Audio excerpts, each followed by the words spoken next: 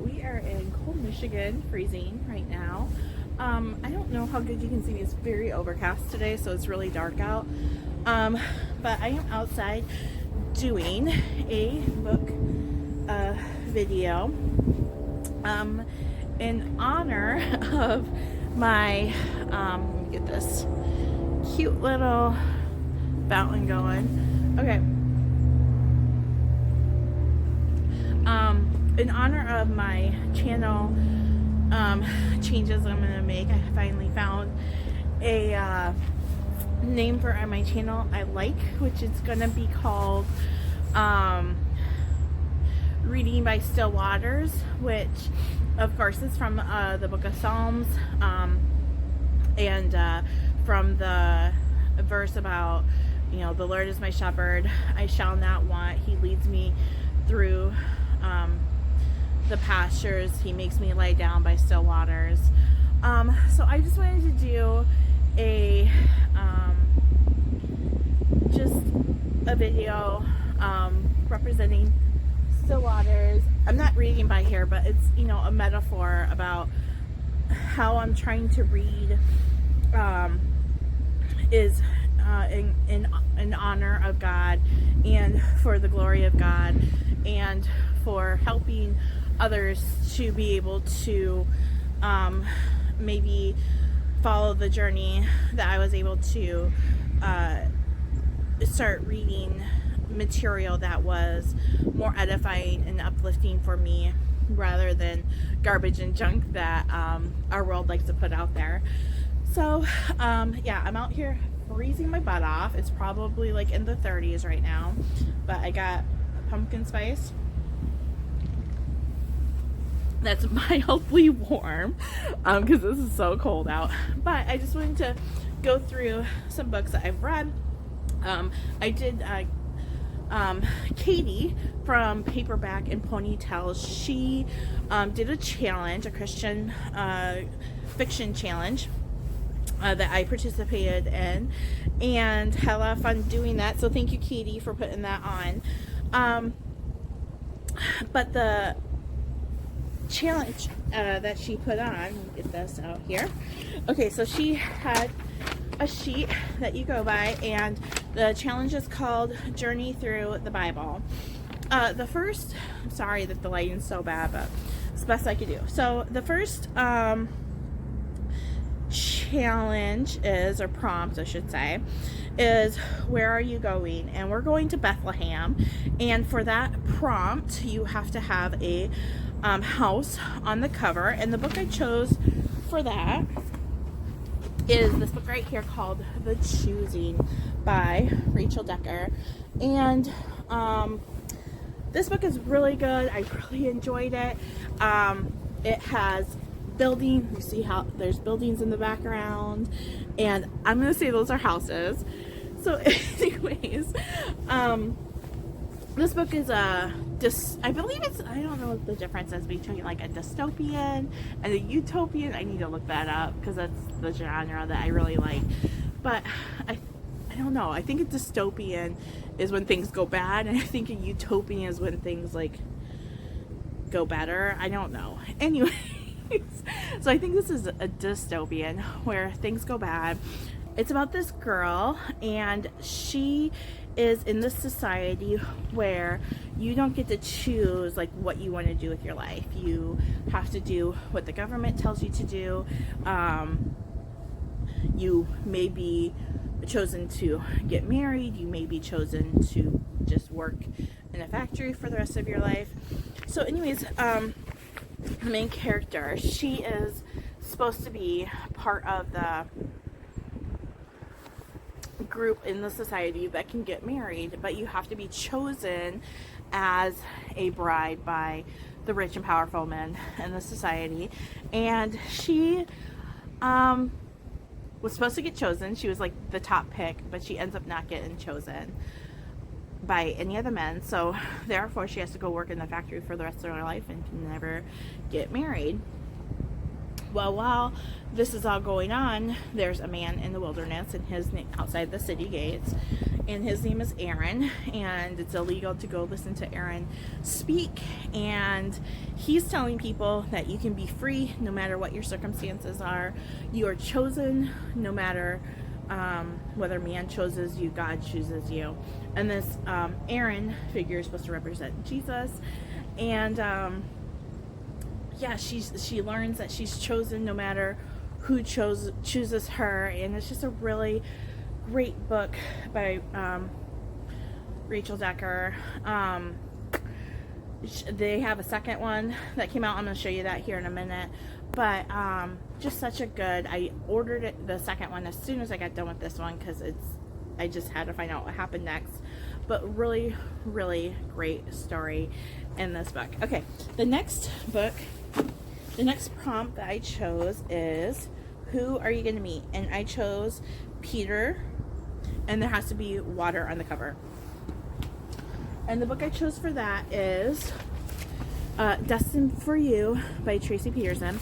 And the reason I chose this book is because it's about a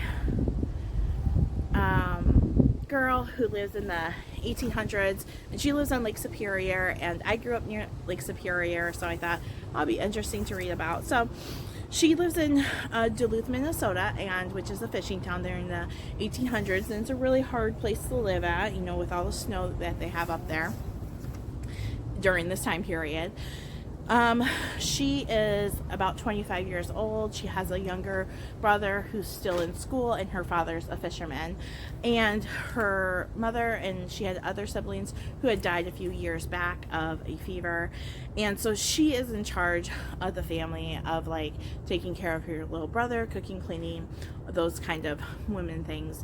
So she didn't have a problem with like taking care of her family at all, and she didn't want to she really didn't want to have a desire to get married. She just wanted to stay in her home with her family. So one day something really, really bad happens, and she which switches like her whole world is upside down. And so her faith in God really starts to waver, and she starts to think, you know, is there even a God? Like, how could God allow this to happen?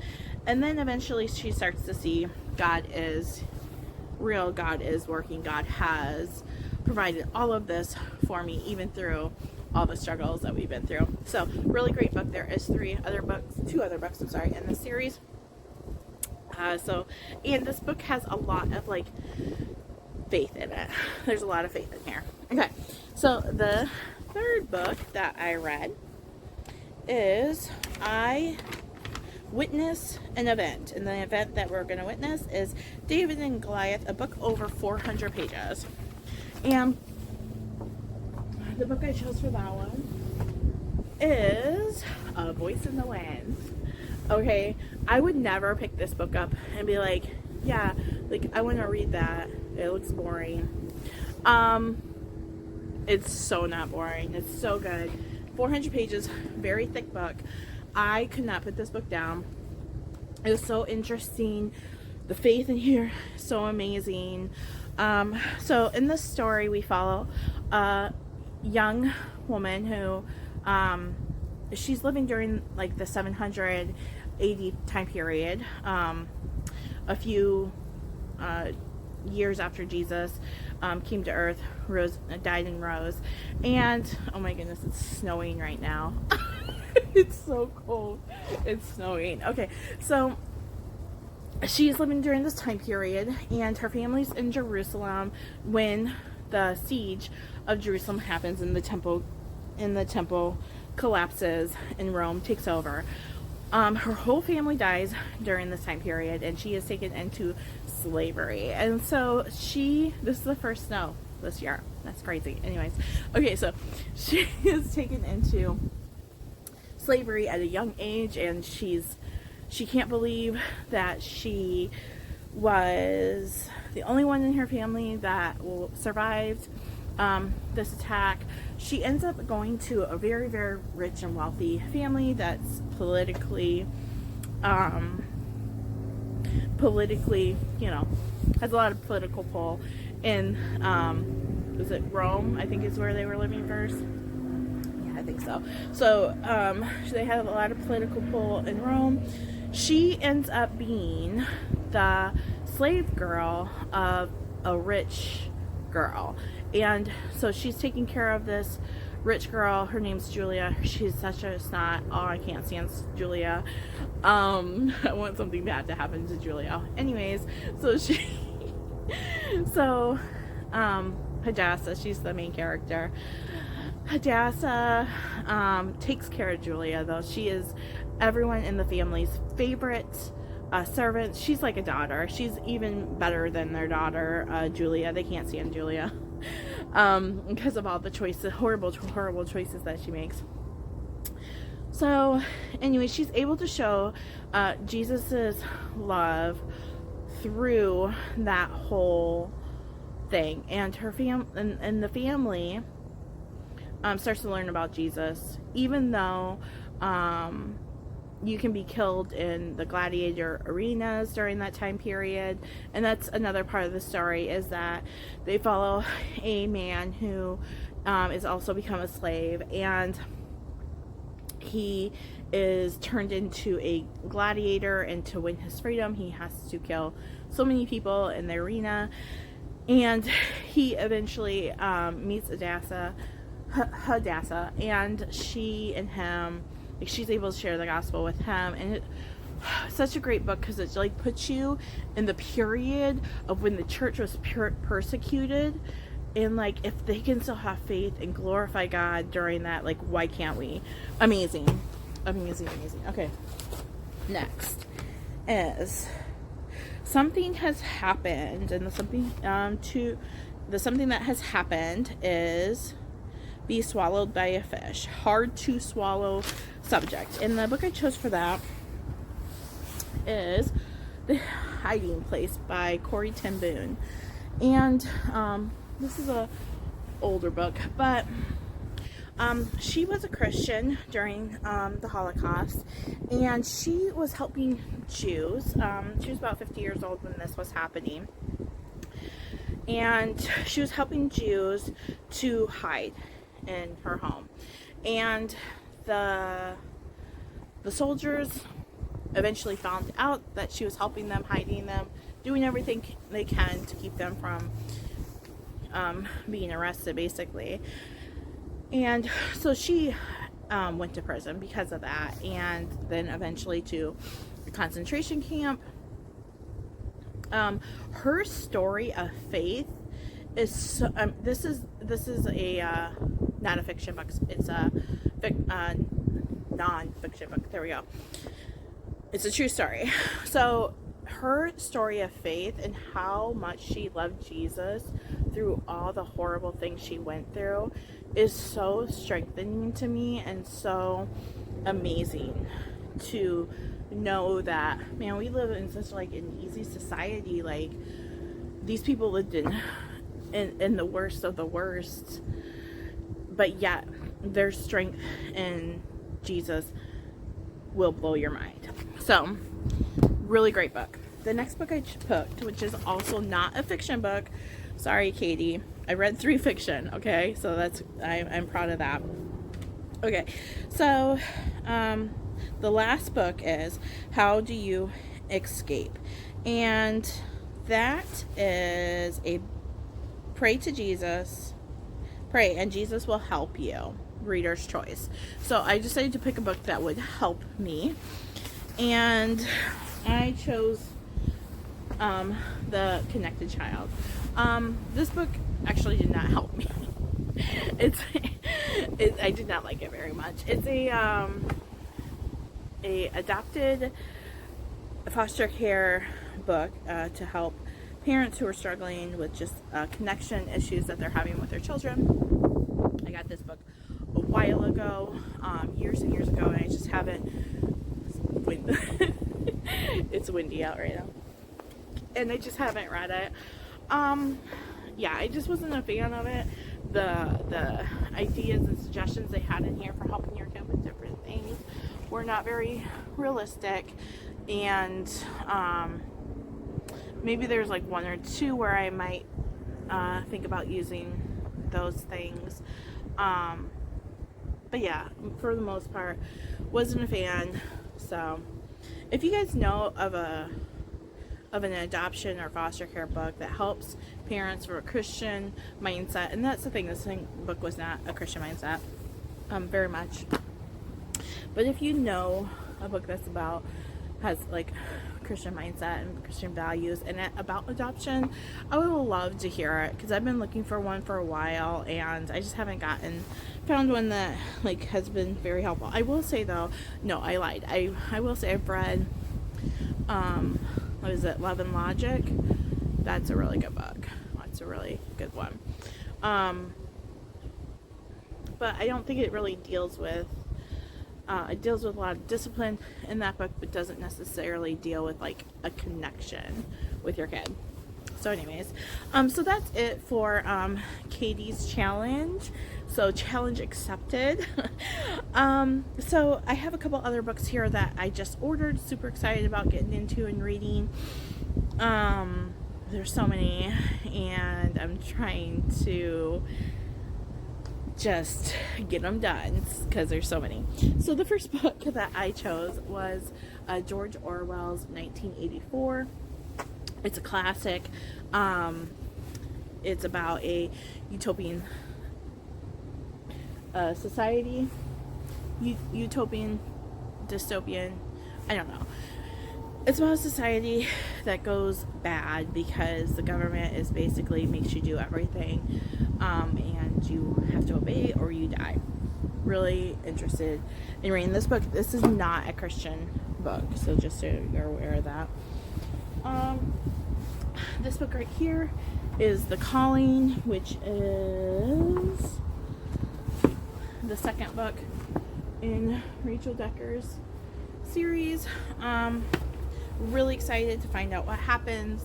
Yeah, can't wait to read this book, The Calling. The next one is Night of the Living Dead Christian.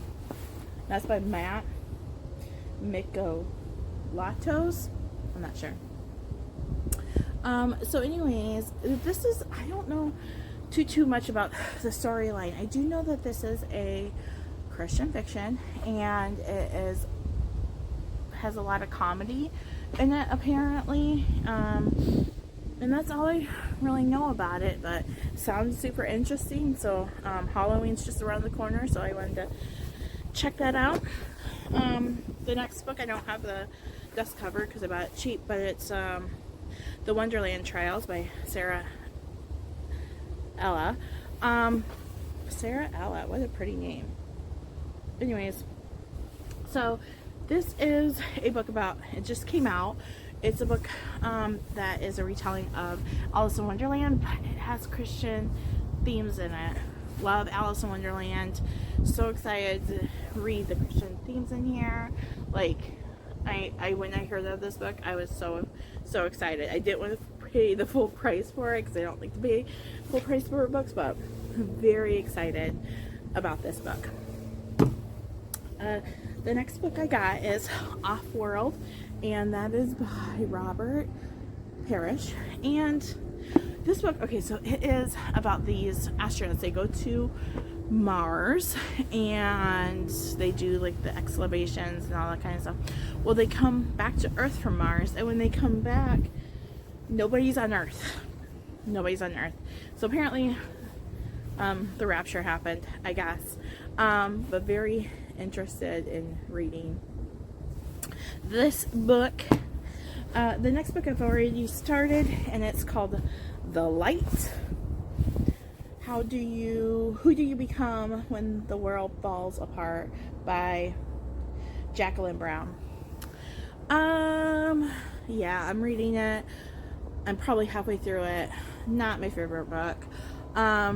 It is about these kids. They're traveling down the road to like kind of like a spring break, and they're college students, and all of a sudden a light flashes and the cars stop and they have to walk, and they meet these other kids, and these other kids live like close by, so they end up going to their house, and like all the electricity isn't working.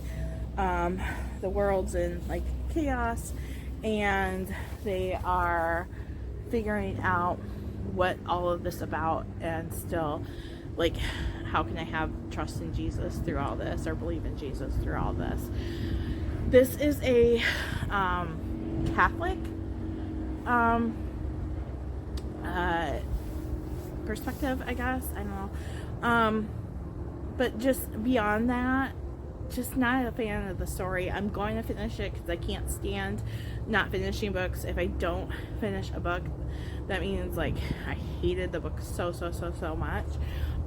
Even if I really am not a fan of the book, I will probably finish it because I have that in my blood. I've been forced that down my throat at school. So, and then the last book that I read is the Wing Feather Saga, On the Edge of the Dark Sea of Darkness. Okay, so I saw this, someone reviewed this, and I wish I could remember the girl's name that reviewed this, but she had such a reaction to this book that I was like, oh my goodness, I have to read this book and see how it is. She was like crying and so emotional about it. But it's a kind of like a Christian allegory, kind of like The Witch, Lion, and the Wardrobe. It's a children's book, maybe not children's, but like middle school age, high school age. It is interesting. It's a little young for me. I haven't finished it. I'm halfway through it. It's okay.